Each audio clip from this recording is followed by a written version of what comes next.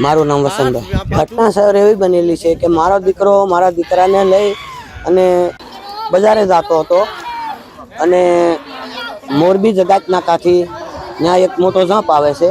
એ jump ટપીને પહેલી બાજુ ગયો તો પાછળથી આ ખટારો આવી અને મારા છોકરાને અડફેટે લઈ લીધો. એમાં મારો છોકરો જે મોટો મારો દીકરો હતો એ બસી ગયો અને એક મારા દીકરાનો દીકરો અને એક બાયક એ આ ટ્રકવાળાએ અડફેટમાં લઈ લીધું. નાન્ય મારા દીકરાનું મોત થઈ ગયું એની એ જગ્યા.